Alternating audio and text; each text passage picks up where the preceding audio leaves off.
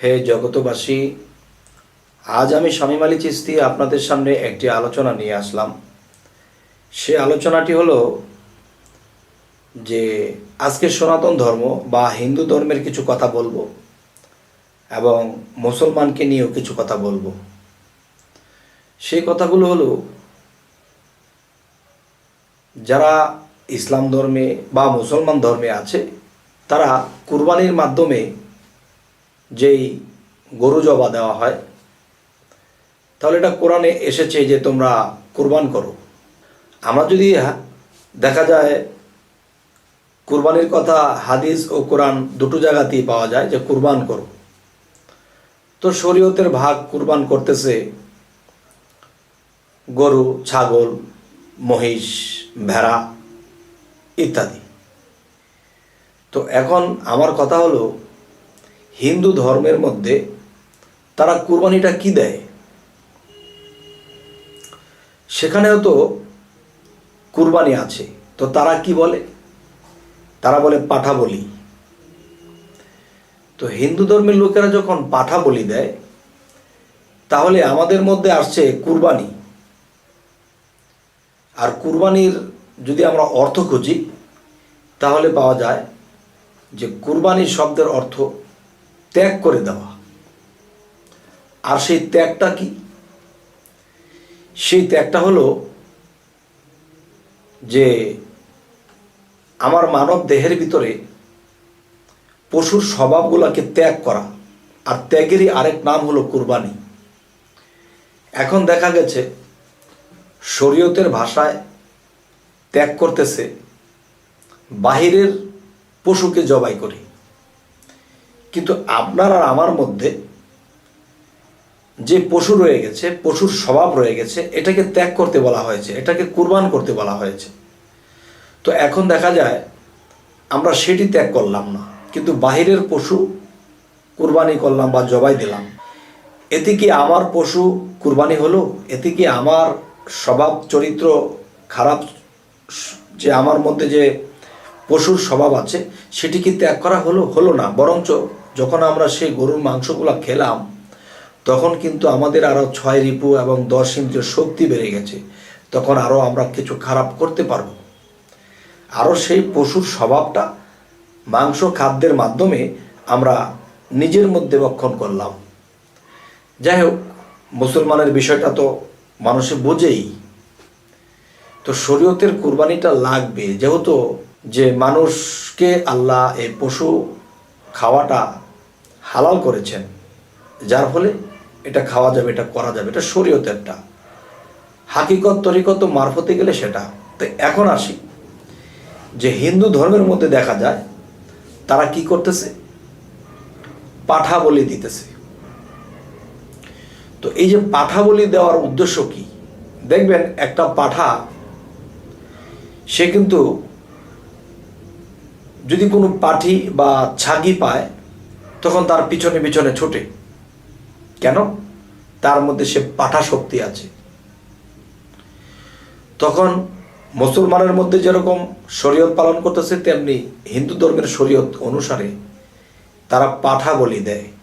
বাবা, সেই পাঠা না, যে আমার মধ্যে যে মর্দামি শক্তি, পাঠা শক্তি আছে, আমি নারীর দিকে কুদৃষ্টি করি বা কোনো খারাপ দৃষ্টি করে খারাপ কিছু করে ফেলি, তখন কেন করি? আমার মধ্যে সে পাঠা পাঠা যে একটা ভাব, সেই পাঠার স্বভাব, পশুর স্বভাব আমার মধ্যে আছে, সেটাকে বলি দিতে হবে, মানে কুরবানি। বলি দেওয়ার আরেক নাম কুরবানি। কুরবানির আরেক নাম হলো ত্যাগ করা। এই পাঠা স্বভাব আমাদের কাছ থেকে দূর করে দিতে হবে, ত্যাগ করে দিতে হবে। আর ত্যাগেরই আরেক নাম কুরবানি, আর কুরবানি আরেক নাম হলো বলি। আচ্ছা, যাই হোক, আমরা যেহেতু কুরবান করি, তো এটাকে কুরবান নামে চালিয়ে দেওয়া হয়েছে, বলি শব্দে চালানো হয় নাই। মূলত জবারই আরেক নাম হলো বলি। আমরা বলি দিই না, আমরা কুরবানি দিই। আমরা পানি খাই না, জল খাই। জল খাই না, পানি খাই। তাহলে জিনিস কিন্তু একটাই। আচ্ছা, তাহলে দেখা গেছে যে আমাদের মধ্যে বলা হয়েছে পশুর স্বভাবকে ত্যাগ করো, আর সেটাকে আমরা কি করতেছি? পশুর স্বভাব ত্যাগ করিনি, কিন্তু বাহিরের পশু টাকা দিয়ে কিনে এনে তাকে কোরবান করেছি, মানে তাকে ত্যাগ করেছি, আমার ভিতরের পশুকে নয়। আর মূলত কোরবানের কথা কোরআনে আসছে যে তোমরা তোমার পশু কোরবান করো, তাহলে তোমার পশুর স্বভাব চরিত্রগুলো কোরবান করো, ত্যাগ করো। আচ্ছা, এই কথাগুলো অনেকেই জানে, তারপরও কেন বললাম? যারা জানে তো জানে, আর যারা না জানে তাদের কাছে এই কথাগুলো বললাম। তবে হে জগতবাসী, যে আমাদের মুসলমান ধর্মে যেরকম শরীয়তের লোক আছে, বাহিরের জিনিসটা বুঝতেছে, ভিতরের জিনিসটা বোঝে না, আজকে সেই যারা বাহিরে বোঝে ভিতরে বোঝে না তাদের জন্য আজকে এই আলোচনা। আর হিন্দু ধর্মের মধ্যে যারা বাহিরে পাঠা বলি করতেছে কিন্তু নিজের মধ্যে পাঠাই শক্তি রাখা আছে এবং মানুষের সাথে খারাপ আচরণ, খারাপ চরিত্র করা হচ্ছে, তখন তাদের জন্য আমার এই কথাগুলো। তবে আরও একটি কথা বলবো, যে মানুষ যদি আল্লাহকে লাভ করতে চায়,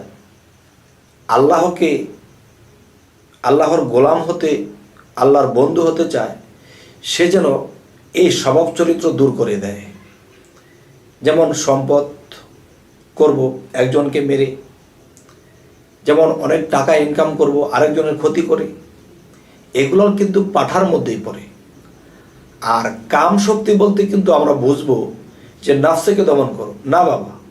কাম শক্তি বলতে পৃথিবীর লোভ, লালসা, অর্থনীতি কামাইতে যায় মানুষের ক্ষতি করা, এটাও কামের মধ্যে পড়ে।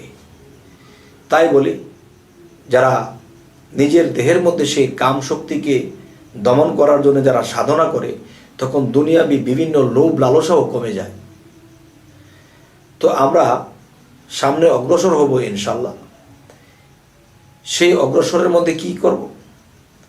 যে আমরা একটু রোজা রাখব, নিরামিষ খাব, এবং দেখা গেছে যে আমরা ধ্যানে, সাধনে কিংবা নামাজে ডুবতে পারি না। কেন?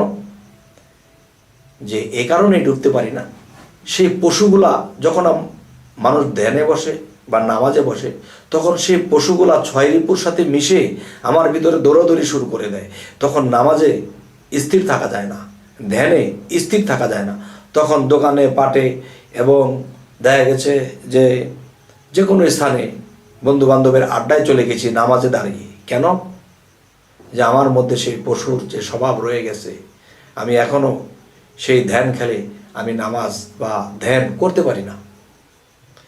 তো এই জন্য কিন্তু আল্লাহ বারবার বলেছে তোমরা কুরবান করো, কুরবান করো। যেমন হযরত ইব্রাহিম খলিলুল্লাহকে বলা হয়েছিল যে হে ইব্রাহিম, তুমি কুরবানি করো, কিন্তু তিনি বাহিরে কুরবানি দিতে দিতে শেষে ছেলের উপরে ছুরি ধরল। কারণ ওই কুরবানি যদি আল্লাহ কবুল করতো তাহলে কুরবান হয়ে যেত, কিন্তু আল্লাহ ওই কুরবানির কথা বলেনি, এটা অন্য কুরবানির কথা বলেছে। সেটা কি? সেটা আপনারা আমাকেই বলবেন। তবে হে জগৎবাসী, আজ এই কথাগুলো বলে রাখছি, সকলে ভালো থাকবেন। আমাদের আলোচনাগুলো যদি ভালো লাগে তো অবশ্যই সাবস্ক্রাইব করুন। আজ এ বলেই রাখবো। আল্লাহ হাফিজ।